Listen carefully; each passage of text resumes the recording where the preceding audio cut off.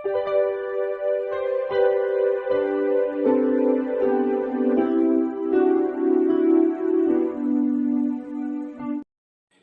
Students, প্রথমেই UK educational টিপসের পক্ষ থেকে তোমাদের সকলকে স্বাগত জানাই।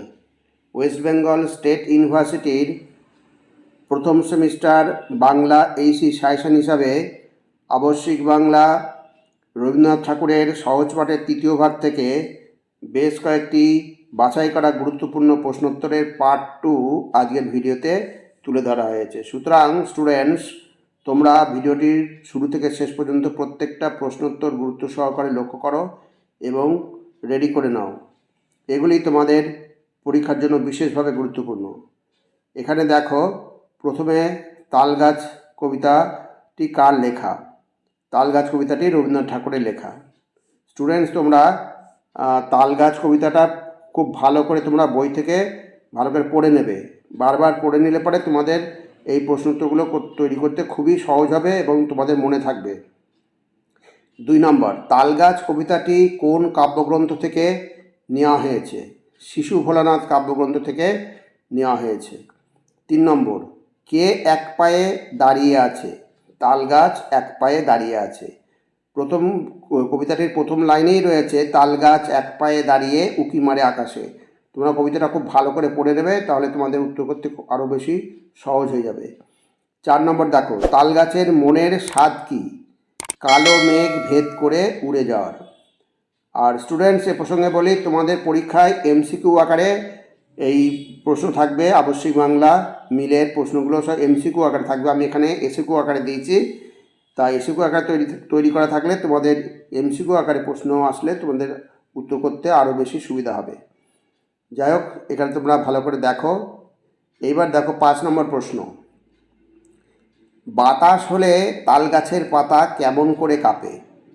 তাল গাছের পাতা থরথর করে কাঁপে। নেক্সট 6 নম্বর, তাল গাছ কাকে ছাড়িয়ে উঁকি মারে? তাল গাছ সব গাছ ছাড়িয়ে উঁকি মারে। তাল গাছ সব গাছ ছাড়িয়ে উঁকি মারে আকাশে। এইবার দেখো 7 নম্বর, কখন তাল গাছ মনে করে সে উঠছে? হাওয়ায় যখন তাল গাছের পাতাগুলি কাঁপতে থাকে। নেক্সট 8 নম্বর, মনে মনে তাল গাছ কোথায় উড়ে বেড়ায়? অসীম আকাশে তারাদের পেরিয়ে অনেক উঁচুতে। নেক্সট 9 নম্বর, মনে মনে উড়ে বেড়ানোর মধ্যে দিয়ে শিশু ভাবনার কোন দিকটি প্রকাশ পেয়েছে? শিশু ভাবনার কল্পনাপ্রবণ দিকটি প্রকাশ পেয়েছে। প্রত্যেকটা প্রশ্ন ভেরি ভেরি ইম্পর্টেন্ট। এইবার দেখো 10 নম্বর, কাকে তাল গাছ তার মা বলে ভেবেছে? মাটিকে তাল গাছ তার মা বলে ভেবেছে। নেক্সট 11 নম্বর, তাল গাছ কিসের সাহায্যে নিজের ইচ্ছাকে মেলে ধরে? পাতার সাহায্যে নিজের ইচ্ছাকে মেলে ধরে।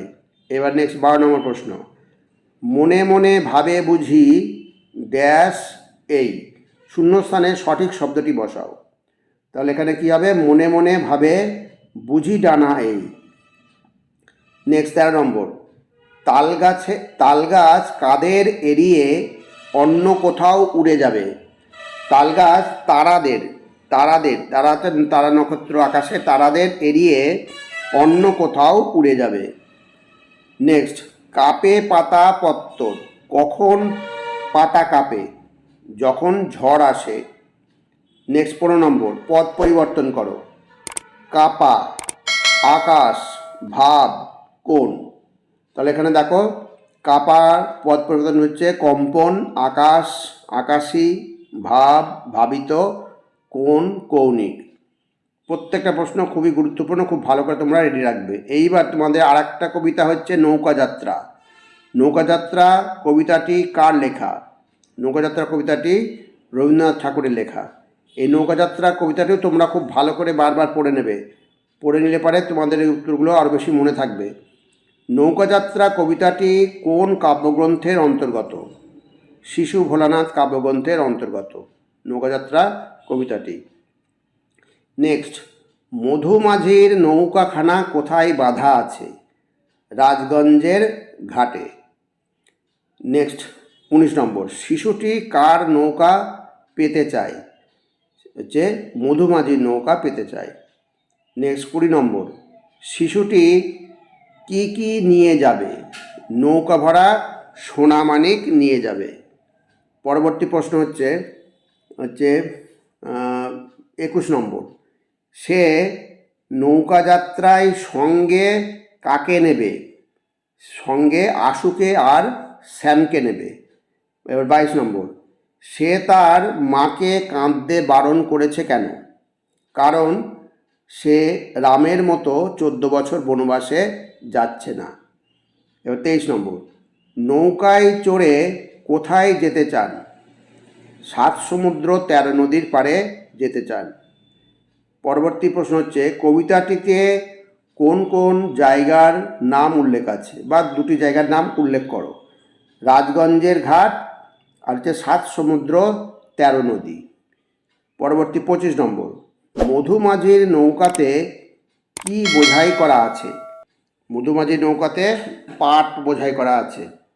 স্টুডেন্টস, প্রত্যেকটা প্রশ্ন খুব ভালো করে তোমরা বারবার পড়বে, পড়লে তোমাদের আয়ত্তে চলে আসবে। আর কবিতা দুটো এই বারবার বলছি, কবিতা দুটো বারবার ভালো করে পড়বে, তাহলে উত্তর তোমাদের আরও উত্তর করতে আরও বেশি সহজ হবে এবং মনে থাকবে। কবিতার শিশুটি, কোন কবিতা? নৌকাযাত্রা। নৌকাযাত্রা কবিতাটির শিশুটি ওই নৌকা পেলে কটি পাল ও দাঁড় জুড়ে নেবে? 6টি পাল ও 100টি দাঁড় জুড়ে নেবে। খুব ভালো করে এগুলো মনে রাখবে, বারবার বলছি কবিতাটা বারবার পড়বে। আমায় যদি দেয় তারা নৌকাটি, আমি তবে 100টা দাঁড় আটি। তাহলে এখানে দেখো, দাঁড় নৌকায় কি কাজে লাগে? দাঁড় নৌকাকে এগিয়ে নিয়ে যেতে সাহায্য করে, দাঁড় বেয়ে নৌকা এগিয়ে যায়। এইবার হচ্ছে 28 নম্বর, পাল তুলে দিই 4টে 5টা 6টা। পাল নৌকায় কি কাজে লাগে? পাল হাওয়ার গতিকে কাজে লাগিয়ে নৌকাকে এগিয়ে নিয়ে যায়। নেক্সট 29 নম্বর, কখন নৌকা ছেড়ে দেবে? ভোরবেলা নৌকা ছেড়ে দেবে। এইবার পরবর্তী হচ্ছে, দুপুরবেলা তার মা কোথায় থাকবেন? দুপুরবেলা শিশুর মা থাকবে কোথায়? ঘাটে থাকবেন। সে তখন কোথায় থাকবে? সে বলতে কে? নৌকাযাত্রা কবিতার শিশুটি তখন নতুন রাজার দেশে থাকবে। কোন কোন জায়গা পেরিয়ে শিশুটি যাবে? তীরপূর্ণির ঘাট আর তেপান্তরের মাঠ পেরিয়ে যাবে। নেক্সট, 7 সমুদ্র 13 নদীর পাড়ে কি আছে? 7 সমুদ্র 13 নদীর পাড়ে নতুন রাজার দেশ আছে। নেক্সট, সে কখন ফিরে আসবে? সন্ধ্যা পার করে ফিরে আসবে। পরবর্তী 35 নম্বর, নতুন জায়গা ঘুরে আসার গল্প মাকে কিভাবে শোনাবে? মায়ের কোলে বসে সে মাকে গল্প শোনাবে। নেক্সট, সমার্থক শব্দ লেখো। সমুদ্র, সোনা, মাঠ, নদী। তাহলে সমার্থক শব্দ দেখো, সমুদ্রের সমার্থক শব্দ হচ্ছে সাগর, সোনা স্বর্ণ, মাঠ প্রান্তর, আর নদী তটিনী। এই শূন্যস্থান পূরণ করো। তোমাদের আমি বারবার যেটা বলছিলাম যে কবিতাগুলো বারবার পড়বে, তাহলে এই শূন্যস্থানগুলো তোমাদের কাছে রেডি করতে খুব সহজ হবে। ভোরের বেলা দেব নৌকা ড্যাশ, দেখতে দেখতে কোথায় যাব ড্যাশ। খুব ভালো দেখো, ভোরের বেলা দেব নৌকা ছেড়ে, দেখতে দেখতে কোথায় যাব ভেসে। নেক্সট 38 নম্বর, মিথ্যে ঘুরে বেড়াই নাকো ড্যাশ। শূন্যস্থানে সঠিক শব্দটি বসাও, হচ্ছে মিথ্যে ঘুরে বেড়াই নাকো হাটে। কবিতাটা মুখস্থ রাখলে এই শূন্যস্থানগুলো করতে তোমাদের খুব সহজ হবে।